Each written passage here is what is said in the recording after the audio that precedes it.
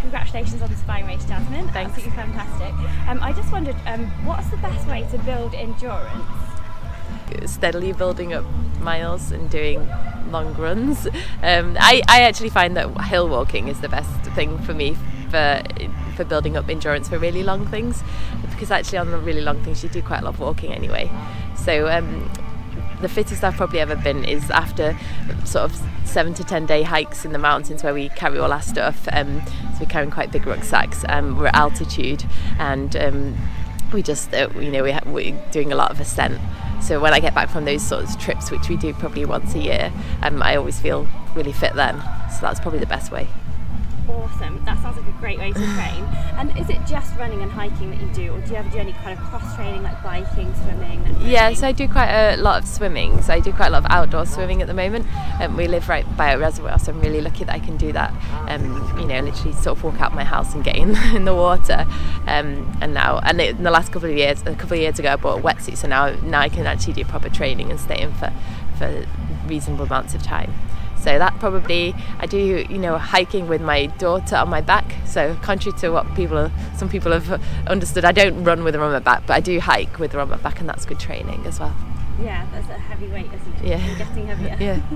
Fantastic. And so, just talking about your daughter Rowan, how do you fit it all in, like all that mileage with having a young kid now? Yeah, so it is quite challenging. I do all my running in the early mornings because I'm back at work now, actually full time as well. So I run at sort of 4 or 5 in the morning, and then go to work, and then the evenings, obviously when I get back, are just free to spend time with her. And at the same time, same at weekends, I run early in the morning, so then I have the rest of the day to actually spend with my family. But I won't pretend it's not a challenge. It is a challenge, and I don't probably sleep as much as I should. Yeah, I was just going to ask that as a question actually. What keeps you motivated, especially in winter, like to get out so early in the morning? Yes, I think that was actually part of the reason I signed up for the spine, was to have that motivation and to get out of bed in the mornings, especially after a night with not very much sleep. Our daughter's not been the best sleeper, she's getting better now, but it was tough over last winter. So that was part of the reason I signed up for the spine, for the motivation.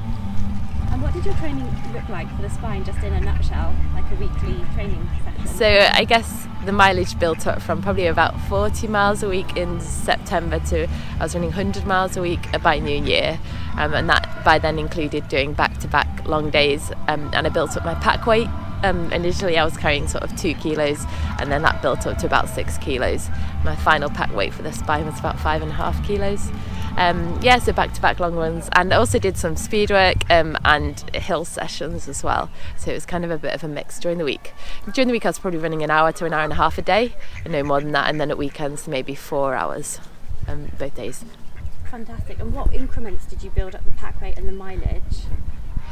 Just I guess over those 3 months, sort of between that, I guess I was probably building up maybe 5 miles a week or something like that, but it's just a guess.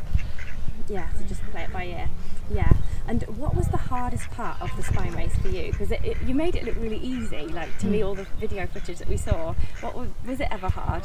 I found the first night the hardest, just because I oddly felt the most tired. I think after that it's just that my body, I was increasingly becoming more tired, but my body was already in sort of race mode, and also I was also almost overtired, so at that point you sort of become hyper stimulated. Anyway, so the first night I was actually sort of falling asleep on my feet, and I also missed my daughter a lot the first night, and as time went on I sort of became more race focused, and that got a bit easier. Plus I knew had updates to tell me that she was doing absolutely fine without me. That is good. So how do you keep going when it does start to hurt after those few days into things like the spine race? I guess in the spine race it helped that I was at the competitive end of the field, so I had that competitive drive keeping me going. I also just, I run because I love being in the hills, and I love running, so at the end of the day it's I'm doing something that I enjoy, so that definitely helps. I wouldn't do it if I didn't enjoy it. And then when times were really hard, I thought about my daughter, I thought about what we'd do when we got back, the first day. When I was struggling to keep awake, for example, on the last night, I sang aloud to myself. I ate a lot of chocolate. That brings me on nicely to what your favourite snacks are. Well, I always find like it's a bit disappointing when you're running long stuff. That's the one time when you can eat whatever you want, and then unfortunately you only actually enjoy eating for the first 8 hours or so, and then after that it becomes a bit of a chore, which is a shame. But yeah, no, I just tend to eat normal food while I can, and then sort of move on to things like rice puddings, fruit salads, try to avoid gels. In the Spine, obviously I had to carry 3,000 calories of food, so that was fairly light stuff, because otherwise I've been carrying a lot of extra weight. But the checkpoints had real meals, and they were the best thing. They were definitely the best food on the Spine, was the meals that they had at the checkpoints. They were amazing. Sounds lovely. It almost makes me want to do it. How important is gear in successful endurance events? To be honest, I'm not a massive gear person. I think the most important thing, if you're running in the hills, I think you need a good pair of shoes. So, you know, little plug for Innovate here, but no, genuinely, so I ran the Spine in Rock Lights, but genuinely, Innovate were very kindly supporting me and providing me with all my kit. But I sort of feel like the shoes are probably the most important thing, and a good waterproof. I had a really, the coat I wore for the Spine was really good as well. Fantastic. And if you only did one thing to boost your endurance, like your advice to people, what would that be?